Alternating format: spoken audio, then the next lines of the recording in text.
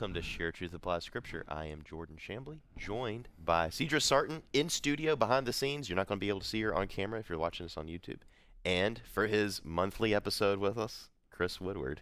Hey. Welcome, Chris. Welcome back. Thank you very much for having me. The bringer of good news, as usual, is here. I did bring in some good news, yeah.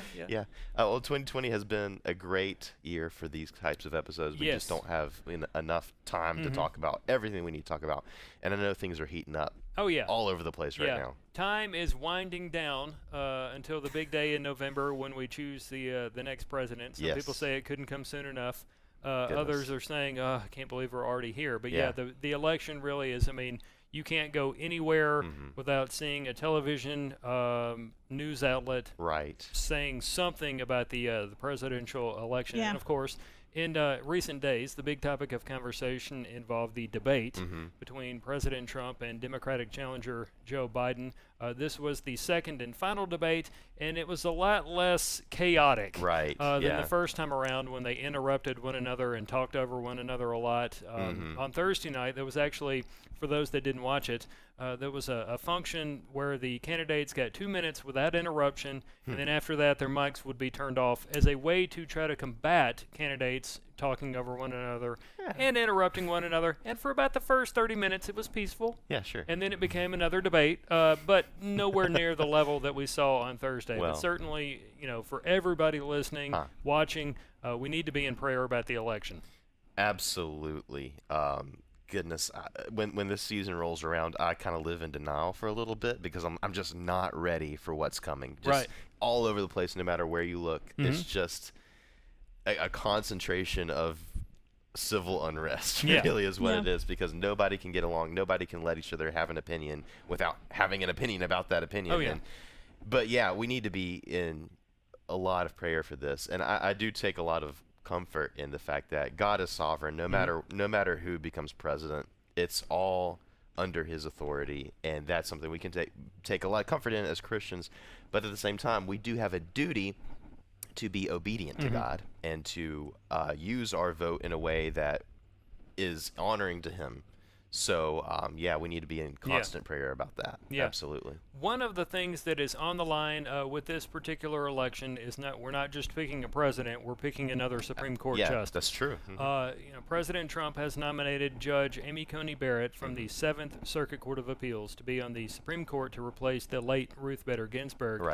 Democrats say we should leave it until after the election and have the winner determine who the next nominee is going to be. But President Trump says there's nothing in the Constitution that prevents me from doing this. Republicans have said as much as well. And quite frankly, everybody listening, regardless of how you vote, we need an odd number of justices on the court. Please. Because what happens is if they deadlock at 8, 4-4 split, something like that, a lower court ruling is going to be the end-all be-all for that particular issue, for the time being at least. So, an appeals court might have ruled a way that you didn't want to. Right. And if we don't have that odd number of justices to decide the issue, we're going to be in chaos. And one of the things they very well may hear involves a legal challenge over who won the November election. We're going to vote in November, but it could be January something before we even know who the winner was. And it might be the Supreme Court that decides who that person is going to be. Wow. If I'm not mistaken, there's been precedent after precedent of a president putting in his last year or last of the 4 years that he's serving, putting a nominee forward. Yeah. Surely that's a part of the conversation. The founding fathers knew there were going to be issues, there were going to be vacancies, and one of the things they determined to solve the problem was to leave it up to the president to make a nomination, let the Senate decide, and the Senate Judiciary Committee in just the recent last few days, they voted to confirm Judge Barrett. That is going to pave the way for a vote in the full Senate early next week. It would appear, as of right now, that Judge Barrett will be confirmed, given the makeup, the political makeup of the Senate right now. It's a Republican majority, but something may happen in the next day or two that could change things. So we're not done yet. We'll still be talking about this, and certainly we've got a lot of stories to this effect at onenewsnow.com. Yeah. Something crazy, just randomly, I saw the other day was that AOC, we all know, our favorite person, took it upon herself to promote voting by doing a Twitch stream with a bunch of video game Twitch streamers, and I just thought, what an interesting year this has been. Yeah, it really is. Yeah, it's we're seeing things now, especially with social media the way it is. I mean, we're seeing things. This is not our dad's election. Right. I mean, we're gonna see some alternative things out there. Right. And certainly, even under President Obama, one of the things that he did, and this was to his benefit, I think, to try to reach young people, he kind of did a lot of things on YouTube, or maybe he did interviews, or agreed to do interviews with a lot of people that past presidents would not have sat down with. That is one of the things that Biden has tried to do this time around. To a certain extent, I know Biden had an interview with Cardi B, which kind of drew the ire of a lot of people out there that, like, you won't sit down and do an interview or take questions from actual reporters, but you'll sit down with her, and we'll see whether or not that changes the outcome of the election this time around. But young Americans are going to be one of the deciding votes, deciding demographics for this presidential election. Certainly, Biden has young people on his side, but so does President Trump. There are groups like Young America's Foundation that have really been, outspoken in support of President Trump, and more importantly, in favor of Amy Coney Barrett, because she is going to be one of the justices that will decide issues that impact all of us listening. Right. We've talked about this in previous installments when I've been on here. Millennials and Gen Z are going to be the main voting blocks for the coming decades.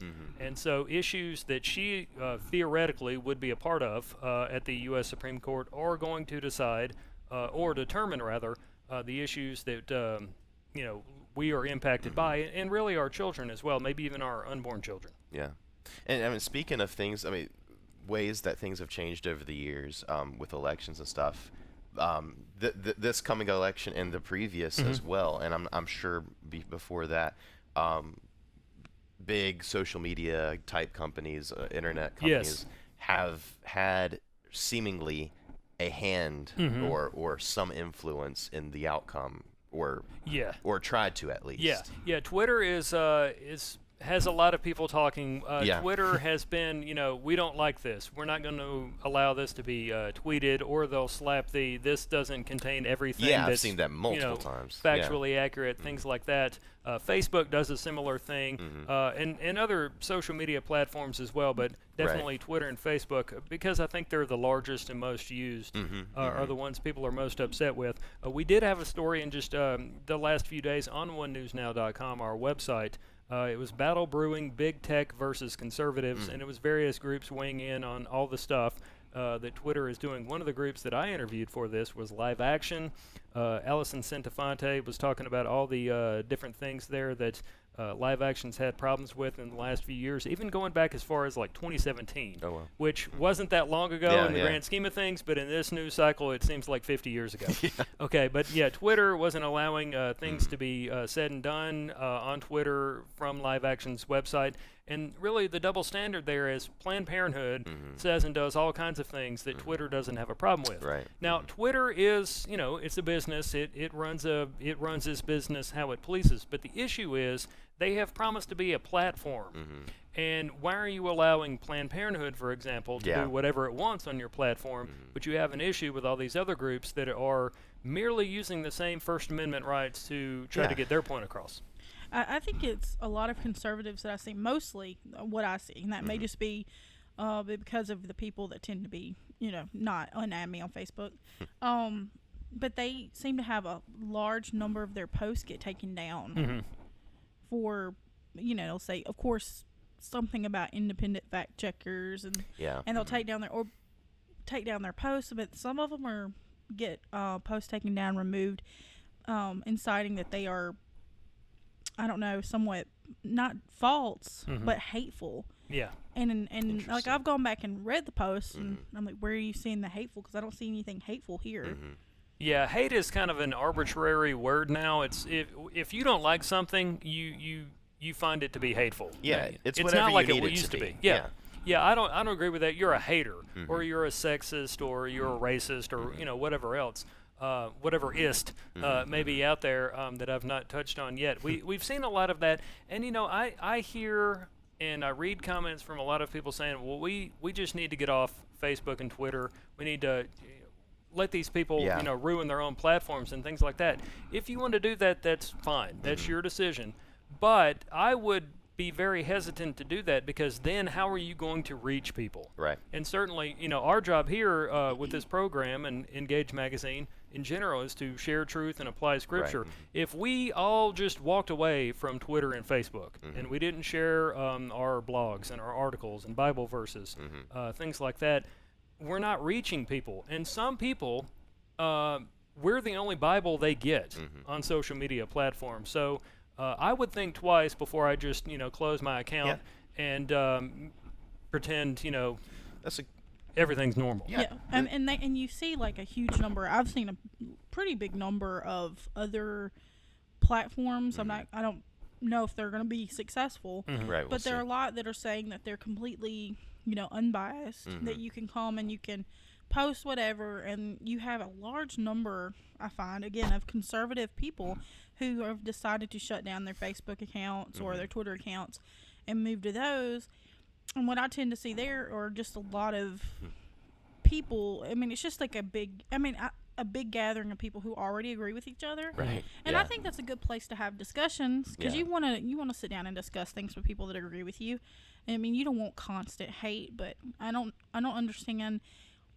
I don't understand how you think you're going to change things or make a difference if you're not speaking to the people who disagree with you. Right. Yeah. And I would be curious to see if there ever came a social media platform where you can have those civil dialogues. Yeah. Well, that's the thing. I mean, there is Parlay or Parler. Yeah. I've heard it different ways. Interesting. Some people have moved in that direction. I myself started an account on there, but I just don't think it's there yet in terms of audience size. Yeah. I mean, just from a marketing standpoint, I think if the only thing you have going for you is, hey, we'll let you say whatever you want to say, that's not going to attract enough people to keep you going. I will say again, I also started an account on Parler, and it's I'm left out. Where you at? No, it's not too late. You're not the only one that. Right. I will say overall it looks fairly nice. It's not too complicated, and I think there are a lot of features that could probably add to better it, but again, the audience just not there yet. Well, we remember what Facebook was in its early days, right? It's pretty funny, but yeah, I mean, it used to be people would tweet, pictures of their food, or I can't believe this line at the concert is so long, and now it's like, I hate you and everything you stand for, and then people retweet it like, woohoo, and then there are those people who post about their favorite sports team. You know any people like that, Chris? Yeah. If you follow me, let me tell you, I got into, I don't know if I've told you guys this, but I got into broadcasting with plans to be a sports reporter, and then God had different plans, and what God wills, that's what we should do. Yes. And so, if you do follow me, you will get articles. I'll try to get comments and answers from various political candidates, but you'll also find out a lot about the Miami Dolphins, Atlanta Braves, and my NCAA team, which is having trouble winning a game. Not too late to start a podcast, though, right? I know, sports and other stuff. Yeah. Oh, that would be great. Now, I wanted to do like one of the things too that I've done over the years here is I do energy and environment stuff, and I also do legal news and things like that. And I want to do a podcast, and I think this has already been done to some extent, but I want to do a podcast that's like in the weeds, or things no one's talking about but should, something like that, and get into the energy and environment issues and legal stories that are not anywhere near the top of the newscasts that we all watch. Yeah, because I mean, to be honest, we hear the same thing over and over and over from the major platforms and stuff. So it would be nice to have something that's a little bit that's important, but infrastructure cool too. And why it matters. It's you like roads? Yeah, well, hey, I mean, we all need roads and bridges, and and the issue really for our generation is how we're going to pay for it. We are not having as many children as our parents and grandparents did. Right. And there's all kinds of reasons for that. And basically what that means is 25, 30, 50 years from now, we're going to be in a situation where we are not going to have as much money in the government coffers. So what are we going to do? And for a lot of people out there that are fans of like a universal basic income, where is that money going to come from? Yeah, that's all fine and good if you've got the funds to support it. Yeah. But that's not what's going to happen in the future. We're all going to be like living in a cave because Skynet happens and the robots take over and we're living off our UVI. I feel like we're almost there, right? No, we'll put a robot in charge of our UVI. That's what it is. I feel like I've said this so many times recently to people who are just absolutely livid that they have to pay for their health care. It's not free though. Yeah. The money is coming from somewhere. And what's going to happen? Taxes are going to have to be raised in order to pay for it, or either that, or the level of quality in your health care is going to have to go down. Because, I mean, what doctor's going to stay in that profession if nobody's paying them? Right. Exactly. What? Yeah. Well, that's a good point, because like for people out there that support something like a Medicare for All plan. I know people that are from Canada or maybe have lived in some European nations that have a single-payer type system, and they've all made comments that, like, look, for somebody your age, it's fine because you don't get sick all that much. If your wife has a baby, you go and she delivers and you go home. You don't have to sweat a bill coming later and things like that. Nice, right? Now, certainly we are paying for it through taxes. The thing you need to be focused on is don't just look at how something might, quote-unquote, benefit you now, but how it will impact you in the future. Because when we're our parents or our grandparents' age, will that system be willy-nilly and provide us everything it wants to, or are we going to have to wait 6 months to get a new knee or a hip? I mean, yeah. And this is as far as we've ever gone in one of these episodes this year without mentioning COVID. Yeah. And then you just broke it. We're learning to live with it as they got into on Thursday night. COVID. I mean, it's that's another issue. I mean, anywhere you go, no matter you can't get away from it. Right. People are scared about it. People are not scared about it. Everybody's getting an opinion on masks.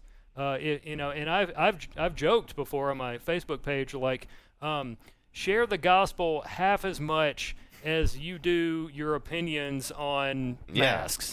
Do people know you more for your opinion on masks, or do they know you more as being a child of God? That's something good. Like that.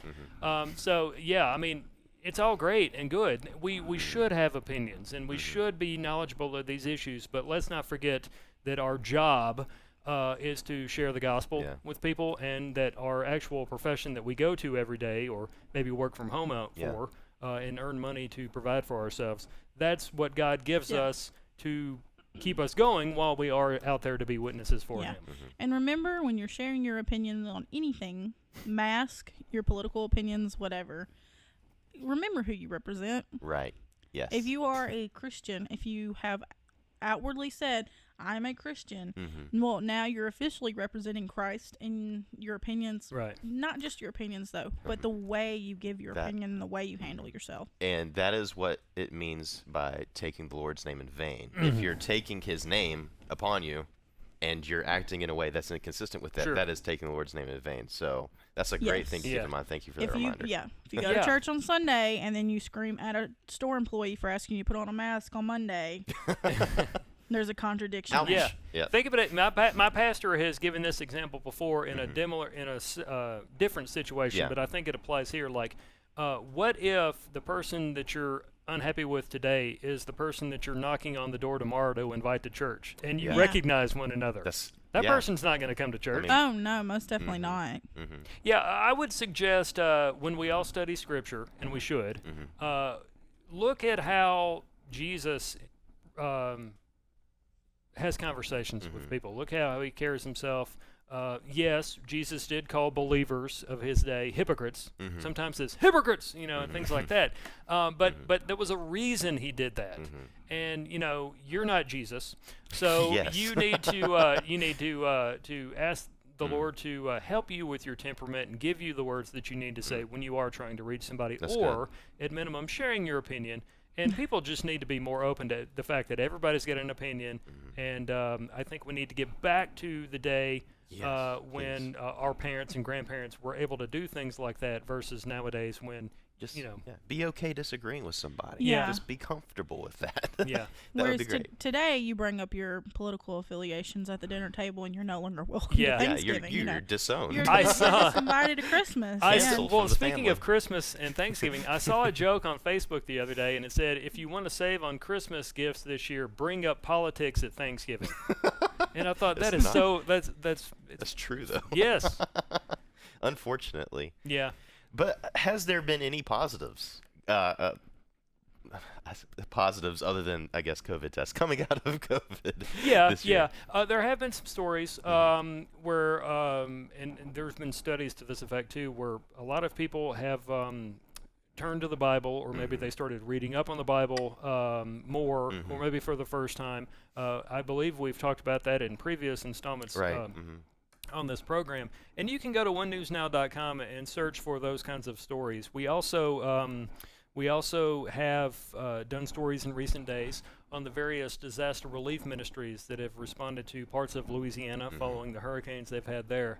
And those people are obviously dealing with the Rona or COVID or COVID-19, whatever you want to call it. They're dealing with that and the business shutdowns and things like that. And then you had the storms come through and destroy what little they had left and things like that. There have been stories where chaplains with like the Billy Graham Evangelistic Association have gone through and witnessed to people, and we've had people accept Christ and things like that. There are positive stories, and I would encourage people, talking about Facebook and Twitter, things like that, there's a lot of garbage out there. There's a lot of things that will upset people, and understandably so in some extents. But if you do come across good news stories and stories to brighten somebody's day or whatever, make it a point to try to share one of those things a day or a couple of times a week. Yeah. Put a hashtag good news on the post or whatever, and encourage people, hey, if you want some good news, look for this hashtag. And over time, we should be able to build up a series of stories that will brighten our day or encourage us and let us know that not everything is bad and terrible. Well, and that's a good point to bring up, too, because sometimes I think that people who are really listening to the news and are very aware of what's going on in our culture, the main course of that diet, I suppose, is bad news. Yeah. And that's not because that's the only thing happening in the world. It's just because that's what gets your attention. It does. It does. And I'll tell you this. I worked in television for a number of years before I came here. This is my first radio job, actually. And I had somebody write me one time an email upset that we dared include an entertainment segment on our television newscast 45 minutes into the newscast. He was like, there's too many serious stories going on for you guys to take a lighthearted turn to the news and things like that. Now, this gentleman was free to say that. Yes. Everybody's got a First Amendment right to share their speech and things like that. But as I tried to explain to him, we offer a variety of news. And, it'll start off with what you would call hard news, all the bad stuff that you need to know about in your nation, state, world, things like that. And then we'll transition to lighter stuff, and we'll start again at the top of the hour, things like that. Yeah. Believe it or not, as crazy as this sounds, and I know other people that are like, we need more good news in our newscast and things like that. Yeah. If we only did good news, people would be upset and stop watching because we didn't do enough serious news. So there is a reason oftentimes those things appear in a newscast or appear as frequent as they do. Sometimes it is to get viewers or draw clicks and things like that, maybe stir the pot. But yeah, it's definitely, there's a reason for that. I know at American Family News, we have a meeting every day, every morning at 9 a.m. We talk about the stories that we need to cover, the stories we'd like to cover, and generally I'll make it a point, and as are some of the other guys do this as well, we'll try to do one positive story or a positive story or two a week, just so that way not everything on the website is terrible, no good, very bad, and depressing. Yeah, you go ahead, sorry. No, I was just going to say, now that I'm full-time working with Engage, I don't see it quite as much. But before, when I was full-time just radio, I would spend the first part of my day combing through the news for my show host. And that I would be working with. Usually I was behind the scenes, but I'm combing through the news, finding news stories that she would find useful. And I just found myself getting, I don't know about you, Chris, but I found myself getting down pretty much. So at the end of the day, when I'd go home, I would not that I wouldn't want to know what was going on. Yeah. But let's, if something really bad that's going to affect me right now happens, notify me. But otherwise, I'll find out in the morning. Right. I need a break. That's good. Yeah. Well, let me give you some tips, and certainly I know how you feel. I mean, there are days where at the end of a long, hard, busy day, I'll go home and I will not listen to the radio, no music. I'll roll the windows down and listen to the sound of wind going home. So I have those days. And I know what that's like. Let me give you some tips if you want to be able to get some news maybe in your inbox, but you don't want to spend a lot of time going to various websites. A number of big, popular, secular news outlets do offer a things you need to know kind of post. CNN, USA Today are examples of this. And you can sign up for emails and have those things sent to your inbox. And now, those news outlets, any news outlet is probably going to put its spin on things. But at least you'll get an idea of what's going on that day and why you need to, pay attention to it, things like that. OneNewsNow.com, we also have an email sign up that you can sign up for. That you'll get one email a day from us. You don't have to pay for it. We're not going to sell your email address. And you'll get an email from us with 5 or 6 headlines that you can click on at your convenience. You can have them, pile up in your inbox and then read them all at once on a Saturday if you want to figure out what happened that week. So there are some things out there, and then that will allow you more time to be you and not maybe get stressed out about all the stuff out there. Yes. That's great. Again, guys, that is onenewsnow.com. Yes. If you want to look at what Chris is writing, what Chris is up to and reporting on. And so thanks for being on with us. Thank you very much. And until next time, guys, continue to share truth and apply scripture. We'll see you next week.